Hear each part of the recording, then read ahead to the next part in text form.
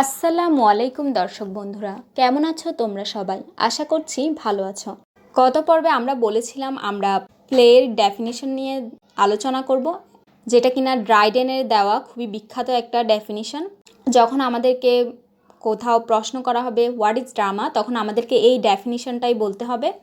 এই ডেফিনিশনটা নিয়ে আমরা আজকে একটা ব্রড ডেসক্রিপশন দিব।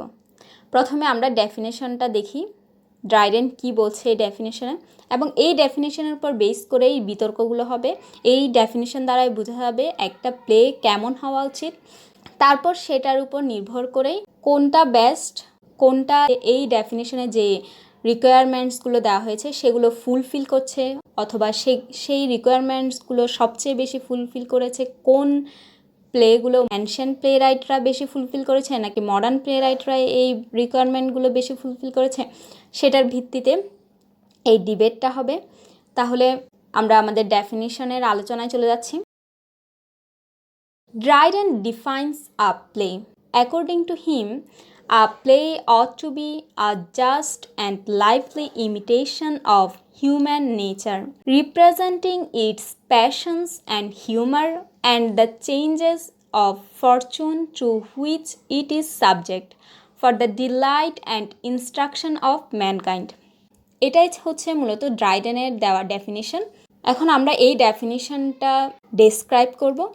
This is an Aristotelian idea. Dryden মূলত এই অ্যারিস্টটলের যে পয়েটিক্স বইটি আছে সেই পয়েটিক্স থেকেই মূলত এই আইডিয়াটা সে নিয়েছে।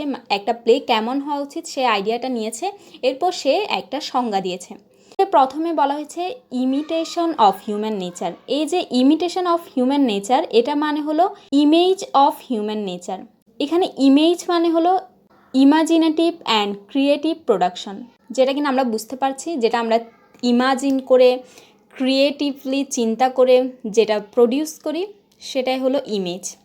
Presentation of life as it caught in the imagination of the playwright, this is a play. অর্থাৎ এই যে ইমিটেশন অফ হিউম্যান নেচার, এটা দ্বারা বোঝাতে চাচ্ছে আমার ইমাজিনেশনে, আমার চিন্তা ভাবনায় একটা লাইফ যেভাবে ধরা পড়েছে, একটা লাইফের প্রেজেন্টেশন যেভাবে উঠে এসেছে, সেটাকে এক্সপ্রেস করা, সেটাকে প্রেজেন্ট করার নামই হলো প্লে। প্লে রাইটদের মধ্যে একটা যাপিত জীবন তাদের ইমাজিনেশনে যেভাবে ধরা পড়েছে সেটাকে বাস্তবে প্রেজেন্ট করা, সবার সামনে প্রেজেন্ট করার নামই হলো play. Someone can imitate something through a different medium. একজন প্লেরাইট বিভিন্ন মিডিয়ামের সাহায্যে, বিভিন্ন মাধ্যমের সাহায্যে ইমিটেট করতে পারে। He can imitate through flute playing, colour painting, or he can imitate through the movement of the topic. Play is the imitation of human life. একজন মানুষ যে কোনো কিছু ইমিটেট করতে পারে, সেটা হতে পারে ফ্লুট প্লেয়িং, কালার পেন্টিং, কিন্তু প্লেটা হচ্ছে মূলত ইমিটেশন অফ হিউম্যান লাইফ। অর্থাৎ প্লেতে মানুষের যাপিত জীবনকেই ইমিটেট করে সেটা প্রেজেন্ট করতে হবে। এবং এই ডেফিনিশনে আমরা দুইটা কন্ডিশন পাই। একটা কন্ডিশন হলো it has to be just. এখানে জাস্ট মানে হলো it must be truthful to nature. অর্থাৎ মানুষের যে স্বাভাবিক নেচার সেটা এখানে ট্রুলি, রাইটলি, অ্যাপ্রোপ্রিয়েটলি এখানে তুলে ধরতে হবে। এরপর যেটা সেকেন্ড কন্ডিশন, সেটা হলো it has to be lively. Lively means through the action, through the movement of our body. অর্থাৎ এই যে মানুষের নেচার, সেটা যে আমি ইমাজিন করলাম, সেটা যে আমি ক্যাপচার করলাম, সেটাকে আমাকে অ্যাক্ট করে দেখাতে হবে, সেটা আমাকে মানুষের সামনে প্রেজেন্ট করতে হবে বিভিন্ন অ্যাকশনের মাধ্যমে। এখানে অ্যাকশন বলতে মূলত এই যে অ্যাক্টররা আমাদেরকে প্লেটা স্টেজে অ্যাক্ট করে দেখাচ্ছে through the movement of their bodies, সেটাই হলো মূলত লাইফলি ইমিটেশন। এটা ছিল ডেফিনিশনটার ফার্স্ট পার্টটার আলোচনা। এরপর ডেফিনিশনটার সেকেন্ড পার্টে ড্রাইডেন একটা ড্রামাতে কী কী এলিমেন্টস থাকা উচিত সেই এলিমেন্টসগুলো সম্পর্কে বলেছে। ড্রাইডেনের মতে একটা ড্রামাতে 3 ধরনের এলিমেন্টস থাকা উচিত। সেগুলো হলো passion, humour and sudden changes of fortune to which human life is subjected. Passion হচ্ছে, ড্রাইডেন বলছে যে representing its passions in human life, there a playwright presents them as one or some passions of human life.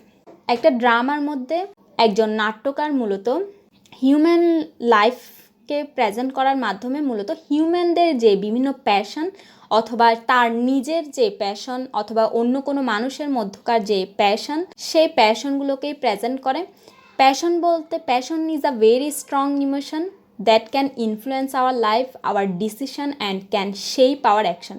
Passion হলো একটা খুবই strong emotion, অর্থাৎ আমাদের মধ্যে অনেক ধরনের ইমোশন আসে আবার চলে যায়, কিন্তু এটা হচ্ছে খুবই স্ট্রং একটা ইমোশন, যেটা কিনা আমাদের জীবনকে চরমভাবে প্রভাবিত করে, আমাদের ডিসিশনকে প্রভাবিত করে এবং আমাদের কাজগুলোকে একটা শেপ দেয়।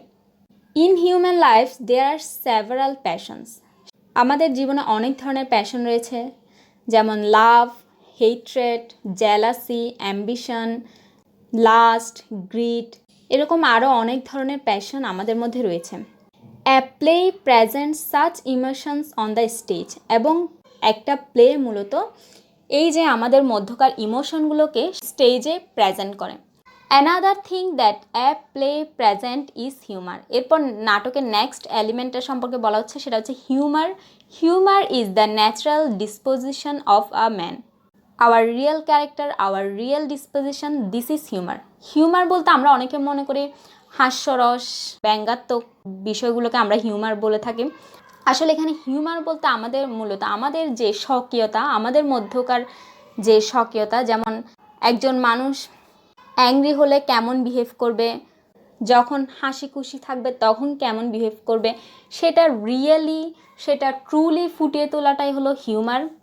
আমাদের যে রিয়েল ক্যারেক্টার, কিছু কিছু মানুষ বিপদে পড়লে ধৈর্য ধরে থাকে, আবার কিছু কিছু মানুষ বিপদে পড়লে অনেক বেশি অধৈর্য হয়ে যায়। এক এক মানুষের মধ্যে এক এক ধরনের হিউমার দেখা যায়। এই যে ক্যারেক্টারগত পার্থক্য, সেটা যে ধরনের মানুষের মধ্যে যেভাবে আসা উচিত সেটা সেভাবে প্রেজেন্ট করতে পারাটাই হলো একটা প্লে হতে হলে মানুষের যে রিয়েল ক্যারেক্টার, মানুষের যে রিয়েল ডিসপোজিশন, সেটাকে সঠিকভাবে যদি একটা প্লে প্রেজেন্ট করতে পারে তাহলে বোঝা যাবে এই প্লের মধ্যে হিউমার আছে, অর্থাৎ সে নাটকের একটা যে রিকোয়ারমেন্ট, একটা যে গুরুত্বপূর্ণ এলিমেন্ট হিউমার, সেই রিকোয়ারমেন্টটা সেই নাটকটা ফুলফিল করেছে। Humour theory says that there are 4 types of humor based on 4 types of liquid in our human body.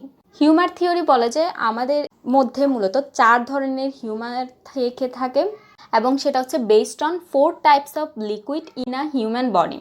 It is observed that the universe, outside universe, the world is created with 4 elements. বিজ্ঞানীরা এটা খুঁজে বের করেছে যে এই যে universe এবং ইউনিভার্সের বাইরে এবং এই পৃথিবী, এগুলো যে উপাদানের সাহায্যে তৈরি হয়েছে সেই উপাদানগুলো হলো মূলত 4টা এলিমেন্ট। এটাকে বলা হয় 4 এলিমেন্ট থিওরি। এবং the universe as well as the human body is created with 4 element. এবং ইউনিভার্সের মতো হিউম্যান বডিও এই 4 ধরনের এলিমেন্টের সাহায্যে তৈরি হয়েছে। এই এলিমেন্টগুলো হলো আর্থ, এয়ার, ওয়াটার অ্যান্ড ফায়ার, মাটি, বাতাস, পানি এবং আগুন। The balance of the constituent elements results the balance of behaviour. বলা হয় যে এই 4টা এলিমেন্টের তারতম্যের উপর নির্ভর করে একজন মানুষের বিহেভিয়ার কেমন হবে। The predominance of one particular element will influence our characters towards the element. যদি কোনো মানুষের মধ্যে আগুনটা বেশি হয় তাহলে তার মেজাজ গরম হবে, এমনটা বলা হয়ে থাকে। আবার যদি পানির পরিমাণটা বেশি হয় তাহলে সে ঠান্ডা মেজাজের মানুষ হবে।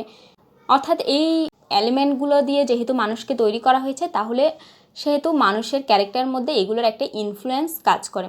Humour more specifically says that in the human body there have 4 types of liquid: blood, phlegm, black bile and yellow bile.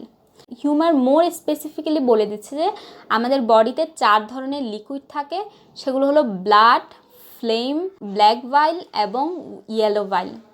Depending on the different measure of this elements peoples behaviour differ.